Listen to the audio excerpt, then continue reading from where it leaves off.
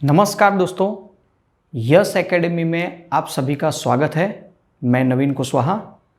आज दोस्तों हम हड़प्पा सभ्यता या सिंधु घाटी सभ्यता के बारे में पढ़ने जा रहे हैं। और ये चैप्टर्स जो ये प्राचीन भारत का इतिहास में ये जो चैप्टर है, इसके 2 से 3 वीडियो हम आपको पार्ट 1 पार्ट 2 करके हम देंगे, क्योंकि सभ्यता बहुत बड़ी है। इसमें से सवाल बहुत सारे पूछे गए हैं और पूछे जाते हैं, और ऐसा कोई पेपर नहीं है कि जहाँ सवाल पूछे ना जाते हों इस चैप्टर के। तो दोस्तों वीडियो अगर अच्छा लगे तो शेयर ज़रूर करिएगा और लास्ट तक देखिएगा। और कमेंट में अगर कुछ सवाल लिखने आंसर बताया जाए तो आप ज़रूर से ज़रूर आंसर दीजिएगा। तो दोस्तों शुरू करते हैं हड़प्पा सभ्यता, सिंधु घाटी सभ्यता के बारे में। तो पहले देख लेते हैं भूमिका। इसकी भूमिका के बारे में थोड़ा बहुत जानते हैं कि वर्षों पुरानी सिंधु घाटी जो सभ्यता है वो 20वीं शताब्दी में तृतीय तिमाही दशक में, मतलब तीसरी दशक में इसे ढूंढ निकाला। 2 पुरातात्विक शास्त्री थे, राखलदास बनर्जी और दयाराम साहनी। ये 2 थे। इनके द्वारा सबसे पहले तो दयाराम साहनी और राखलदास बनर्जी द्वारा सबसे पहले हड़प्पा की खोज हुई। उसके बाद में एक ने हड़प्पा की खोज की और एक ने मोहनजोदड़ो की खोज की। ठीक है, तो इस खोज से एक चीज पता चल गई कि अपने समय में, ये समझो कि ये अपने समय में सबसे विकसित साम्राज्य था। मतलब कि एक हड़प्पा सभ्यता जो थी वो अपने समय की सबसे विकसित सभ्यता थी, उस समय की बात करें तो। ठीक है, तो एक भूमिका से हमें ये पता चलता है कि इसकी नगर योजना, इसके जितने भी हमें प्रमाण मिले हैं उनसे ये कह सकते हैं कि ये बहुत ही विकसित सभ्यता थी। और हमने कुछ बेसिक इसके पॉइंट पहले रखे हैं जिससे कई बार सवाल बन चुके हैं और आगे भी बनते रहेंगे। और इसी के बाद तुरंत ही हम चार्ट द्वारा आपको बताएंगे कि कौन से कार्यकाल में क्या हुआ है, किनके द्वारा खोजकर्ता बने हैं, कौन भारत के भूगर्भ शास्त्री थे, पुरातत्व भारत के कौन थे, वो एक चार्ट के द्वारा हम बताएंगे, जिससे आपको बहुत ही आसानी से पता चलेगा। ये बेसिक के बाद वो वाला लेक्चर तुरंत ही होगा, तो आप देखिएगा। चलो तो शुरू करते हैं। सभ्यता की बात करें तो देखो, सभ्यता में किताबों में जो लिखा है, हर किताबों में अलग अलग तरीके से कुछ ना कुछ चीज़ें थोड़ी बहुत ऊपर नीचे लिखी होंगी। पहली बात तो कहा जाता है कि ये कांस्य युगीन सभ्यता है। ठीक है, कांस्य युगीन है फर्स्ट। दूसरी बात, ये फर्स्ट एकमात्र प्रथम नगरीकृत सभ्यता थी। दूसरी नेक्स्ट है, प्रथम बार मतलब फर्स्ट टाइम इसमें कांसा का प्रयोग किया गया। ठीक है, 2 धातुओं को मिक्स करके कांसा बनाने का प्रयोग इसी समय काल में होता था। आपसे अगर एक सवाल पूछ लिया जाए कि कांसा का उपयोग होता था तो कौन से धातु से ये वंचित थे, मतलब इन्हें पता ही नहीं था, तो लोहा है। इस समय काल में लोहा का इन्हें मतलब ही नहीं पता था। ठीक है, ये एक सवाल पूछा गया है। अब इनके नाम के बारे में जानते हैं। 3 जो नाम हैं, अपने अपने समय के हिसाब से 3 नाम बने हैं, और तीनों नाम इसी सभ्यता के लिए कहा गया है। सिंधु सभ्यता, जिन्होंने जॉन मार्शल द्वारा कहा गया है सिंधु सभ्यता। सिंधु घाटी सभ्यता, पहले तो सिंधु सभ्यता का मतलब यह है कि सिंधु नदी के किनारे बसा था, जहां से हड़प्पा या मोहनजोदड़ो मिला है, उसके साक्ष्य मिले हैं, तो सिंधु सभ्यता कह दिया गया। ठीक है, उसके बाद में सिंधु घाटी सभ्यता कहा गया। तो सिंधु घाटी सभ्यता इसलिए कहा गया क्योंकि सिंधु और सिंधु की सहायक नदियां के अगल बगल जो मिला है उससे सिंधु घाटी सभ्यता कहा गया। हड़प्पा सभ्यता भी कहा जाता है इसे, क्योंकि सबसे पहले भारत में सबसे पहले हड़प्पा मिला था, हड़प्पा नाम की जगह से मिला था सभ्यता के बारे में, तो हड़प्पा सभ्यता भी कहा जाता है। इसीलिए हमने टाइटल में हड़प्पा ऑब्लिक सिंधु घाटी सभ्यता या सिंधु सभ्यता जो कहना चाहें आप कह सकते हैं। ठीक है, तो ये 3 नामों से इसे जानते हैं। अगर कहीं हड़प्पा सभ्यता लिखा हो किताब में, कहीं सिंधु सभ्यता लिखा हो, सब एक ही है, याद रखिएगा। आगे देखते हैं समय और तिथि। अब एक चीज याद रखिएगा कि समय और तिथि को लेकर बहुत सारी जगह कंफ्यूजन है। एक एनसीईआरटी को लेंगे बेस माने, या बहुत सारी ऑथेंटिक किताबें हैं तो जिनमें ज़्यादातर एक बराबर सीक्वेंस में सही से लिखा है, हमने वो लेने की कोशिश की है कि बेस्ट जो भी है। तो देखिए, जॉन मार्शल द्वारा क्या बोला जा रहा है कि जॉन मार्शल द्वारा कहा गया है कि जॉन मार्शल ने कहा है कि 3250 से लेकर 2750 बीसी मतलब ईसा पूर्व तक का ये समय काल है हड़प्पा सभ्यता का, ये सिंधु का सभ्यता का। फिर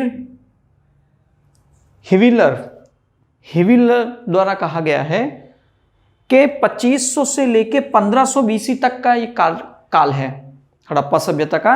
ये काल 2500 से 1500, सब ने अपने अपने हिसाब से अलग अलग कहा है। आपसे सवाल पूछा जा सकता है कि जॉन मार्शल द्वारा हड़प्पा सभ्यता का समय काल कौन सा बताया गया है, तो आप बोलेंगे 3250 से लेके 2750। या हिविलर द्वारा 2500 से 1500 बीसी तक का। फिर आर एस वर्मा जो पुरानी एनसीईआरटी के लेखक हैं, याद रखिएगा, आर एस वर्मा जो पुरानी एनसीईआरटी के लेखक हैं, उन्होंने कहा था ये 2500 से 1900 बीसी तक का काल है। 2500 से 1900 बीसी तक का काल है। ये किसने कहा है? आर एस वर्मा, जो एनसीईआरटी के पुराने लेखक हैं। फिर बाद में एक सबसे बेस्ट जो है, ये पूछा भी जा चुका है, वैज्ञानिक पद्धति है एक C14 डेटिंग पद्धति, मतलब सी कार्बन पद्धति आप उसे कह सकते हैं। सी कार्बन पद्धति से एक सचोट परफेक्ट समय निकल के आता है कि ये कितने साल पुराना है या कितने वर्षों पुराना है। तो उसमें कहा गया है कि 2500 से लेके 1750 बीसी का ये समय है हड़प्पा सभ्यता का। 2500 से 1750 बीसी का समय है। ये सी कार्बन मतलब C14 डेटिंग पद्धति से निकल के आया है। ठीक है, तो ये अपने अपने समय काल के लिए सभी ने अपने अपने तर्क रखे हैं और ये सवाल कई बार पूछा जा चुका है। आप इससे अपने नोट्स में उतारिएगा। ठीक है, आगे देखते हैं। अब भौगोलिक विस्तार देख लेते हैं। भौगोलिक विस्तार की बात करें तो हम इसे नॉर्थ साउथ ईस्ट वेस्ट के हिसाब से, पूर्व पश्चिम उत्तर दक्षिण के हिसाब से ही इसे देखा जा रहा है कि कहां से कहां तक फैला है। तो देखो, उत्तर की ओर जम्मू कश्मीर में कहां पर है? मांदा नाम की जगह जहां से साक्ष्य मिले हैं, तो उत्तर में जम्मू कश्मीर में मांदा तक फैला हुआ है। दक्षिण में आप देखें तो दैमाबाद कहां पर है? महाराष्ट्र में है दक्षिण में। पूर्व की बात करें तो पूर्व में ये आलमगीरपुर कहां पर है? आलमगीरपुर यूपी में है। और पश्चिम में देखें तो ये सुतका गेंडोर कहां पर है? सुतका गेंडोर बलूचिस्तान में। ठीक है, तो ये 4 जगहों से सैंधव सभ्यता के अंतिम मतलब छोर की बात कर रहे हैं, ये मिला है। और इसके लिए देखो हमने 4 छोर लगाए हैं। यहाँ बलूचिस्तान है, यहाँ जम्मू कश्मीर है, ये यूपी है, ये महाराष्ट्र है, ठीक है, और ये जम्मू कश्मीर है, ठीक है, और ये बलूचिस्तान है। ये किस आकार का दिखा रहा है? तो ये आकार दिखा रहा है त्रिभुजा या तो त्रिकोण आकार में हमें देखने को मिलता है। आपसे पूछ लिया जाए कि सिंधु घाटी सभ्यता किस आकार में दिखता है, तो त्रिभुजा या तो त्रिकोण आकार में दिखता है। ये 4 नाम याद रखना है 4 कोनों के हिसाब से, ठीक है। आगे देखते हैं क्षेत्रफल। क्षेत्रफल की बात करें तो 12,99,000 वर्ग किमी लगभग है, लेकिन ज़्यादातर सवाल अगर पूछा जाता है तो 12,99,000 ही आता है और सबको यही आंसर लगाता है। तो क्षेत्रफल में कितना है, 12,99,000 वर्ग किलोमीटर में ये फैला है। ये 4 कोनों से लेके बीचों बीच में जितना मिला है, ठीक है। तो याद रखिएगा। अब इसकी लंबाई चौड़ाई भी पूछी जाती है कि लंबाई कितनी है उत्तर से दक्षिण और पूरब से पश्चिम। तो देखो, उत्तर से दक्षिण की लंबाई है 1400 किलोमीटर। कहाँ से? मांदा से लेके दैमाबाद तक, मतलब उत्तर से लेके दक्षिण तक की लंबाई कितनी है? 1400 किलोमीटर। और पूर्व से लेके, यूपी से लेके बलूचिस्तान तक पूर्व से पश्चिम की चौड़ाई कितनी है? 1600 किलोमीटर। तो याद रखिएगा 1400 किलोमीटर की लंबाई और 1600 किलोमीटर की चौड़ाई है हड़प्पा सभ्यता की। ये इतने किलोमीटर में फैला हुआ है त्रिभुजा आकार में, ठीक है, याद रखिएगा। अब एक सवाल पूछा जाता है, सवाल ये पूछा जाता है कि यह सभ्यता, पूछा भी गया है कि यह सभ्यता मेसोपोटामिया और मिस्र की तुलना में कितनी बड़ी है, कि ये सभ्यता कितनी बड़ी है। तो ये आंसर में लगाना है आपको 12 गुना बड़ी है। मेसोपोटामिया और मिस्र की तुलना में कितनी बड़ी है, तो यह कितनी बड़ी है? 12 गुना बड़ी है। ये याद रखना है आपको, ठीक है दोस्तों। आगे देखते हैं कालक्रम। कालक्रम के बारे में हम आपको बताएं कि 1 बाय 1 हमें सीखना है इसके बारे में। जैसे फर्स्ट है प्राक हड़प्पा काल, जो 3500 से 2500 बीच में होगा। बहुत ही शॉर्ट, इस समय काल में क्या क्या मिले हैं प्रूफ, वो हमें पढ़ना है। फिर है विकसित काल, विकसित चरण, जो 2500 से 1900 बीसी के बीच में आता है। तो विकसित काल का ही सबसे ज्यादा सवाल पूछे जाते हैं, विकसित काल के ही सबसे ज्यादा सवाल पूछे जाते हैं, जिसे हम विस्तार में पढ़ेंगे। और पतन काल, पतन काल के बारे में 1900 से 1750 बीसी के बीच में है, जिसमें बहुत सारे इतिहासकारों ने लिखा है कि इसका पतन किस तरह हुआ है। वो शॉर्ट में लिखा है, हमें किसने क्या आंसर दिया है वो हमें देखना है, ठीक है दोस्तों। और एक सवाल बनता है कि ये जो मेसोपोटामिया या सुमेरिया है, ये किस देश से संबंधित है। हमने यहाँ पे लिखा है मेसोपोटामिया या मिस्र की तुलना से 12 गुना बड़ा है हड़प्पा सभ्यता। तो मेसोपोटामिया या सुमेरिया किस देश से संबंधित है, तो ये है इराक से संबंधित। और इराक की राजधानी है बगदाद। क्या है? बगदाद। तो दोस्तों हम ये बेसिक आप समझ चुके होंगे किस तरह पढ़ना है। इसके बाद में हम ये एक नए लेक्चर में क्रम वाइज विस्तार से पढ़ेंगे। और अब हम पढ़ने जा रहे हैं एक चार्ट वाइज पढ़ेंगे कि कितना आसान से हमें वो समझ सकते हैं कि कौन से काल में किस तरह विस्तार हुआ, क्षेत्र से लेके हर तरह से। चलिए दोस्तों, अब हम एक थोड़ा चार्ट के हिसाब से थोड़ा समझ लेते हैं कि खोजकर्ताओं के बारे में, थोड़ा काल के बारे में, और इस सभ्यता की जो विशेषता है जो हमें पढ़ना है विस्तार से, उसके बारे में हम थोड़ा जान लेते हैं। तो खोजकर्ताओं के बारे में देखते हैं। चार्ल्स मेसन 1826 में, ब्रिटिश काल की ही बात है तो अंग्रेजी ही होंगे। तो चार्ल्स मेसन ने 1826 में क्या किया था? पाकिस्तान का दौरा किया था, विजिट में आए थे और पाकिस्तान का दौरा किया था। और कुछ सभ्यता के बारे में उन्हें सुनने को मिला था, समझने को मिला था। लेकिन वो 1826 में जब पाकिस्तान आके ये सभ्यता के बारे में थोड़ा दौरा किया, देखा सुना, लेकिन वो पूरी तरह से कंफर्म ना कर पाए कि ये कौन सी सभ्यता थी। तो सबसे पहले इस सभ्यता के लिए जो एक कह सकते हैं कि इंक्वायरी करने आए थे या देखने सुनने आए थे, वो चार्ल्स मेसन थे 1826 में। उसके बाद में है बार्टन बंधु।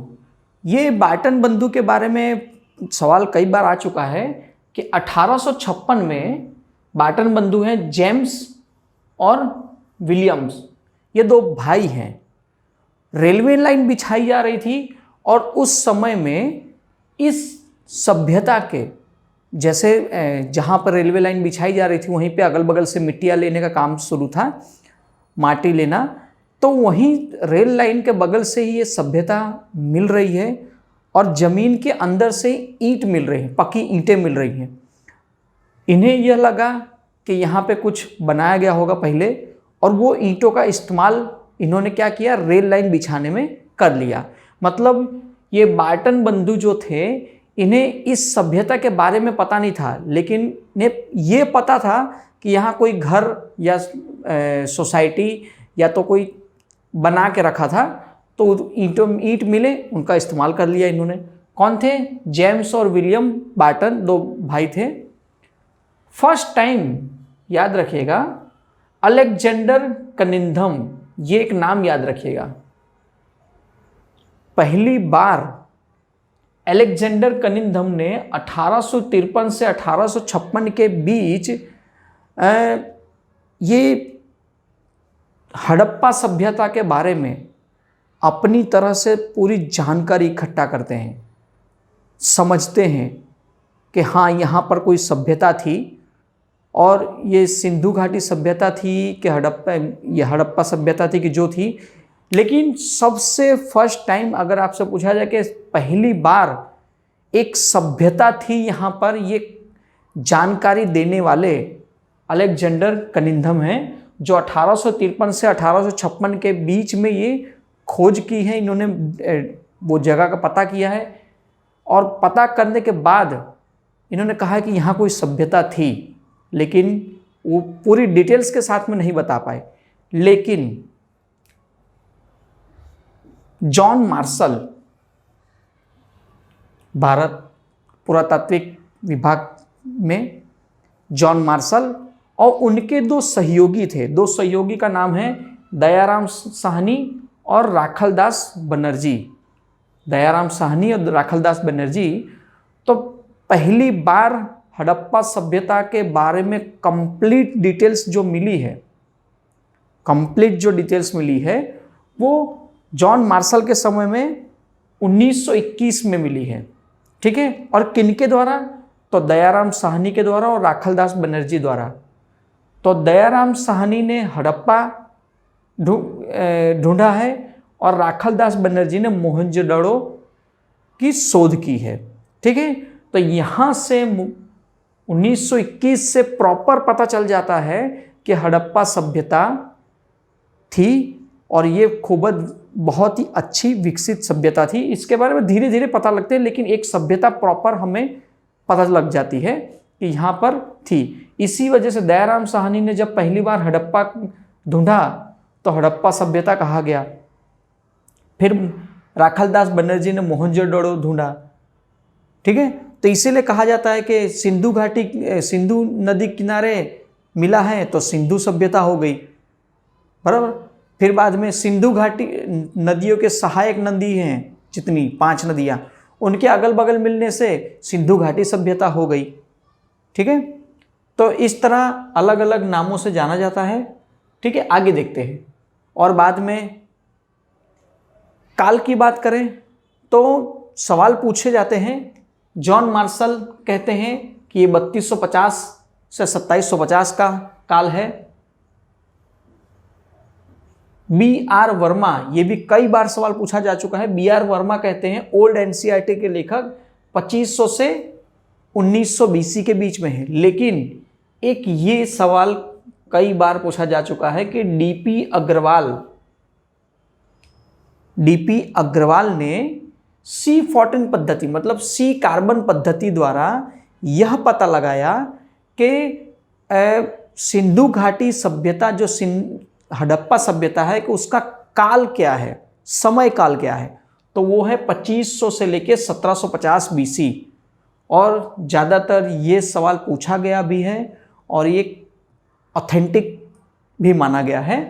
तो DP अग्रवाल द्वारा C14 कार्बन पद्धति कह सकते हैं आप इसे, तो ये याद रखिएगा, DP अग्रवाल। ठीक है, विशेषताएं देख लेते हैं। तो इस काल की, इस समय काल की विशेषताएं में नगरीय व्यवस्था हमें पढ़ना है। इसकी नगरीय व्यवस्था बहुत ही अच्छी थी, निचली उपली, और किस तरह नगर बने थे इसके, ठीक है, दीवारें कैसी थी, घर कैसे थे, ये सारी चीज़ें। फिर बाद में कांस्य युगीन कहा जाता है, कांस्य सभ्यता भी कहते हैं इसे। अब कांस्य सभ्यता क्यों? फर्स्ट टाइम कांसा का उपयोग इसी सभ्यता में हुआ था, लेकिन क्या करते थे, तांबा और टीन का मिश्र करके कांसा बनाते थे। ठीक है, तो इस सभ्यता में कांसे का उपयोग, तांबा और टीन का उपयोग करके कांसा का उपयोग होता था। लोहे के प्रमाण साक्ष्य मिलते नहीं हैं, तो ये सभ्यता लोहे से वंचित थी, ये याद रखिएगा। ठीक है, लोहा, इसके बाद की सभ्यता जो आती है उसमें लोह का आता है। आद्य ऐतिहासिक सभ्यता, आद्य ऐतिहासिक सभ्यता की बात करें कि लिखित, ये सभ्यता ऐसी सभ्यता है कि लिखित साक्ष्य तो मिले हैं लेकिन उसे आज तक पढ़ा नहीं जा सका। जितने भी इतिहासकार हैं, वैज्ञानिक हैं, वो सब क्योंकि चित्रात्मक मिली है। समझो कुछ भी ऐसे समझो कि कुछ भी बनाई है तो आज तक उसे पढ़ा नहीं जा सका है। तो लिखित तो मिले हैं लेकिन उसे पढ़ा नहीं जा सकता, इसलिए वो आद्य ऐतिहासिक सभ्यता भी कहते हैं इसे। और जिस दिन ये समझो कि लिखित चीज़ें वो पढ़ ली जाएंगी तो वो इतिहास में काउंटिंग हो जाएंगी। शांति प्रिय सभ्यता थी ये, एक शांति प्रिय सभ्यता भी मानी जा रही है क्योंकि इसके सभ्यता में काल में जितना भी कुछ पढ़ने को मिल रहा है, जितना भी देखने को मिल रहा है, वो शांति प्रिय है। ठीक है, कहीं लिखित तो है नहीं ये सभ्यता के बारे में, लेकिन जितने भी साक्ष्य मिले हैं, चीज़ें मिली हैं, उस हिसाब से कह सकते हैं कि शांति प्रिय सभ्यता है। व्यापार और प्रधान, व्यापार भी इनका था, विदेशों से ये साक्ष्य मिल रहे हैं। प्रधान, खेती प्रधान, खेती को भी महत्व देते थे ज़्यादातर, तो ये भी देखने को मिलेगा और हम पढ़ेंगे ये।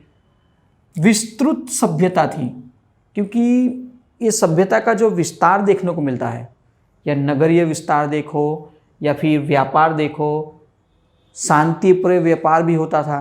तो इसका जो व्यापार है, विस्तृत सभ्यता थी, कहाँ से कहाँ तक फैली थी, मतलब पूर्व पश्चिम उत्तर दक्षिण से आप देखेंगे 1400 और 1600 किलोमीटर लंबाई चौड़ाई में फैला था, इतनी विस्तार में फैली थी ये सभ्यता। ठीक है, तो विस्तृत सभ्यता थी, इसके बारे में हमें देखना है। फिर राजनीतिक, आर्थिक, सामाजिक और सांस्कृतिक, उस समय में मतलब इस सभ्यता में इसकी राजनीतिक व्यवस्था कैसी थी। राजनीतिक व्यवस्था मतलब ये कि लोकशाही था कि वहाँ राजाशाही था। लोगों की भी सुनी जाती थी कि केवल राजा ही जो नियम बनाए वही फाइनल किया जाता था, ये हम देखेंगे। आर्थिक व्यवस्था, उसके आदान प्रदान, उस समय का आर्थिक व्यवस्था कैसी थी। सामाजिक व्यवस्था कैसी थी, किस तरह की सामाजिक व्यवस्था ये हड़प्पा सभ्यता या सिंधु सभ्यता में थी। और सांस्कृतिक कैसा था, किस देवी देवता को मानते थे, किसे पूजते थे, और सांस्कृतिक के हिसाब से क्या देखने को मिलता है। हमें ये सारी चीज़ें सिंधु घाटी सभ्यता या हड़प्पा सभ्यता में हमें पढ़ना है। तो शुरू से अंत तक अगर आपने वीडियो देखा है तो शेयर ज़रूर करिएगा, लाइक करिएगा, सब्सक्राइब करिएगा। और दोस्तों, इसके बाद पार्ट 2 हड़प्पा सभ्यता का नेक्स्ट लेक्चर जो होगा वो आपको पूरा विस्तार के साथ में डिटेल्स शुरुआत होगी, जो 2 से 3 लेक्चर में हम कंप्लीट करेंगे। नमस्कार।